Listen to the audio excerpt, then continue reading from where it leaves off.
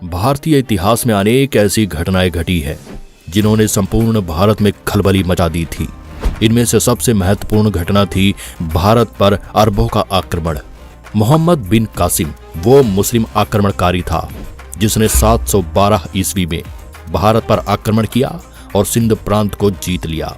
आज हम आपको यही बताने की कोशिश करेंगे कि अरबों ने किस तरह भारत पर पहला आक्रमण किया और फिर यहीं अपने पैर पसार लिए। साथ ही हम यह भी जानेंगे कि इस्लाम धर्म का उदय कैसे हुआ था।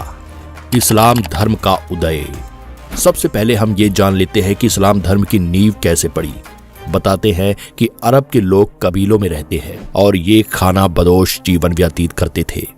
प्रत्येक कबीले के अपने देवी देवता थे जिन्हें ये लोग पूजते थे। इन कबीलों का नेतृत्व एक शेख के द्वारा होता था जिसका चयन कुछ हद तक पारिवारिक संबंधों के आधार पर होता था, लेकिन ज्यादातर बुद्धिमत्ता, व्यक्तिगत साहस और उदारता के आधार पर किया जाता था। 6वीं शताब्दी के आते आते इन कबीलों ने व्यापार को अपना पेशा बनाया और इसका सबसे ज्यादा प्रभाव पश्चिमी अरब के मध्य भाग में देखने को मिला जिसे हिजाज कहते हैं।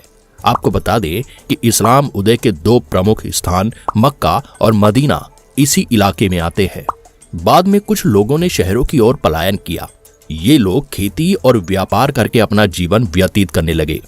मक्का सबसे महत्वपूर्ण व्यापारिक केंद्र होने के साथ साथ एक मुख्य धार्मिक स्थल भी था। इस्लाम धर्म का जन्म 7वीं सदी में अरब देश में हुआ और इस धर्म के संस्थापक और प्रवर्तक हजरत मोहम्मद साहब थे।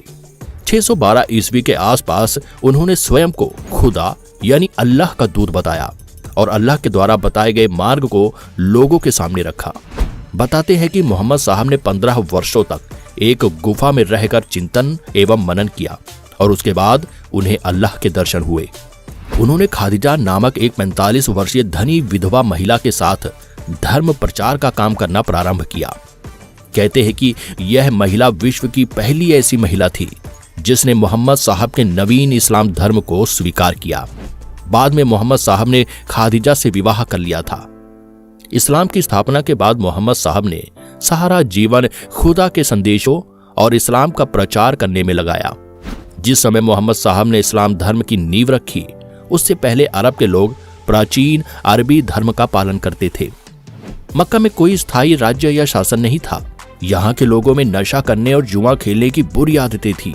वैवाहिक संबंधों में भी स्थायित्व नहीं था और बेहुदे वाद प्रचलित था। मोहम्मद साहब ने अरब में प्रचलित अंधविश्वास और 300 से अधिक देवी देवताओं की मूर्ति पूजा की घोर निंदा की। ये मूर्तियां या चिन्ह काबा में रखे हुए थे। उन्होंने कहा कि हमें सिर्फ अल्लाह की आराधना करनी चाहिए। इस्लाम के शुरुआती समय में मोहम्मद साहब का मक्का और उसके इबादत गाह पर कब्जा था। मोहम्मद साहब का इस्लाम धर्म प्राचीन अरबी धर्म का विरोधी था। मक्का के समृद्ध लोगों को देवी देवताओं को ठुकराना बहुत बुरा लगा। ये लोग इस्लाम जैसे नए धर्म को मक्का की प्रतिष्ठा और समृद्धि के लिए खतरा समझने लगे। इसीलिए लोगों ने मोहम्मद साहब का खूब मजाक बनाया और भारी विरोध किया। तब मोहम्मद साहब को भागकर मदीना में शरण लेनी पड़ी।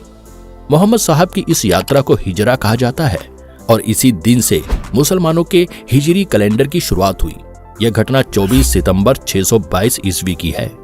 मोहम्मद साहब ने खुदा को केंद्र में रखकर मदीना में अपने एक राज्य की स्थापना की। वे प्रथम मुस्लिम शासक थे, किंतु वे किसी भी अरब फिरके का नेता होने का दावा नहीं करते थे। उनके शासन का आधार कुरान थी। मोहम्मद साहब ने मदीना में इस्लाम धर्म को एक व्यवस्थित स्वरूप प्रदान किया। साथ ही उन्होंने अपने विरोधियों का भी डट कर मुकाबला किया। जानकारी के लिए बता दें कि इस्लाम धर्म में 2 ग्रंथ सबसे प्रमुख है। पहला कुरान और दूसरा हदीस। कुरान में वह ज्ञान संग्रहित है जो खुदा ने अपने दूत मोहम्मद साहब को दिया और हदीसा में स्वयं मोहम्मद साहब के द्वारा दिए गए उपदेशों का संग्रह है। मोहम्मद साहब अपने धर्म के विरोधियों के लिए युद्ध और राजनैतिक संगठनों दोनों का सहारा लेते थे। मदीना पर कुरैशों के आक्रमण के बाद 3 युद्ध हुए और इन सभी में मोहम्मद साहब की विजय हुई और वे कुरैश कबीले के शासक बन बैठे। इस तरह मोहम्मद साहब ने इस्लाम का प्रचार किया और हमेशा पैगंबर ही कहलाए। उन्होंने कभी भी किसी अन्य पद या स्थिति को स्वीकार नहीं किया। 632 ईस्वी में उनकी मृत्यु हो गई। हजरत मोहम्मद की प्रमुख शिक्षाएं क्या थी? हजरत मोहम्मद ने अपने अनुयायियों को 5 मुख्य शिक्षाएं दी थी, जो कि इस तरह है। नंबर 1, हजरत मोहम्मद का कहना था कि प्रत्येक मुसलमान को इस बात में विश्वास रखना चाहिए कि अल्लाह एकमात्र पूजनीय है और पैगंबर मोहम्मद उनके पैगंबर है। नंबर 2, हर एक मुसलमान को दिन में 5 बार नमाज अदा करना अनिवार्य है। नंबर 3, निर्धनों को जकात देना चाहिए, जकात एक प्रकार का दान है। नंबर 4, इस्लाम को मानने वालों को रमजान के महीने में रोजे रखने चाहिए। नंबर 5, प्रत्येक मुसलमान को अपने जीवन काल में एक बार जरूर हज यात्रा करनी चाहिए।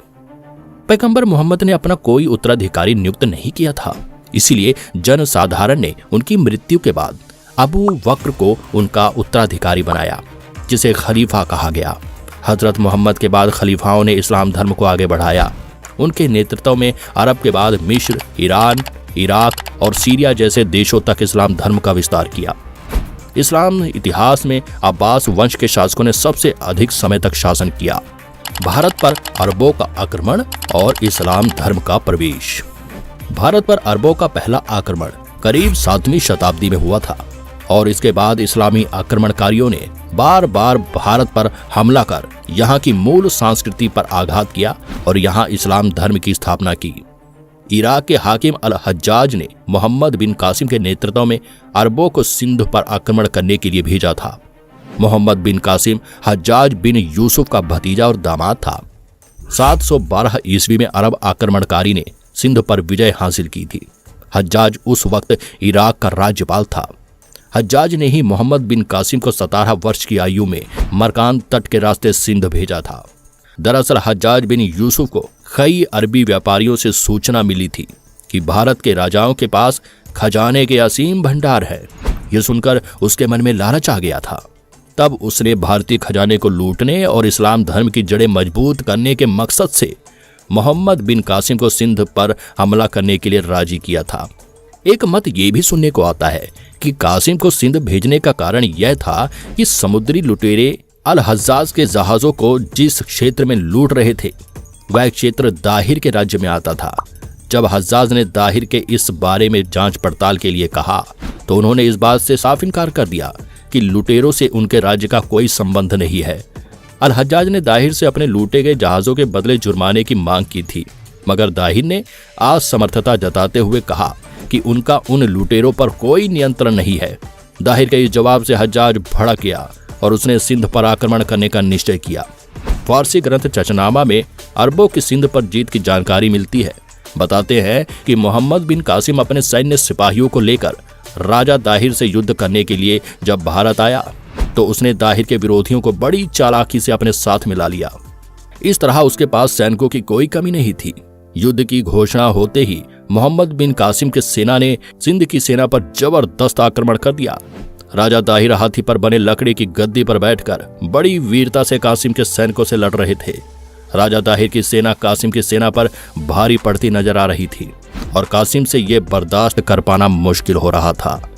तब उसने बड़ी चालाकी से राजा दाहिर के हाथी पर जलते हुए तीरों से हमला करना शुरू कर दिया, जिस कारण लकड़ी के ढांचे में आग लग गई और देखते ही देखते ये आग इतनी भीषण हो गई कि दाहिर राजा का हाथी बेकाबू हो गया।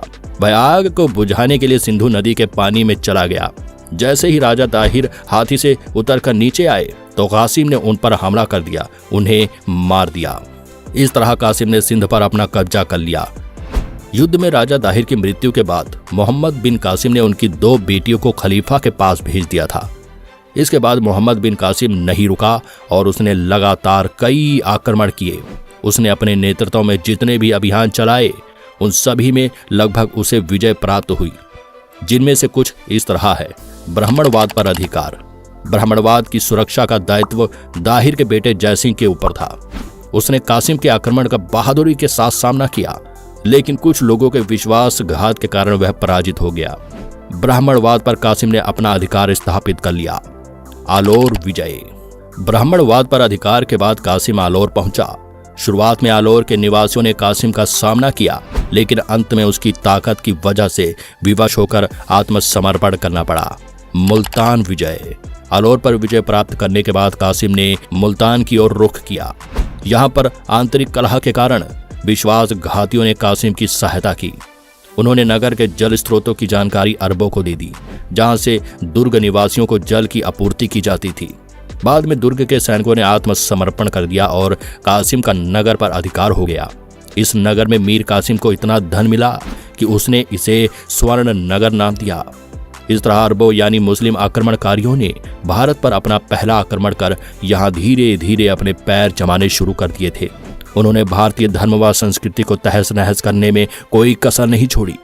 उम्मीद करते हैं आपको इस जानकारी से काफी कुछ समझने को मिला होगा और नया सीखने को भी मिला होगा। अगर आप चैनल पर नए हैं तो चैनल को सब्सक्राइब करके बेल आइकन जरूर प्रेस करें, ताकि हमारी आने वाली वीडियो की नोटिफिकेशन आपको सबसे पहले मिले। Thanks for watching.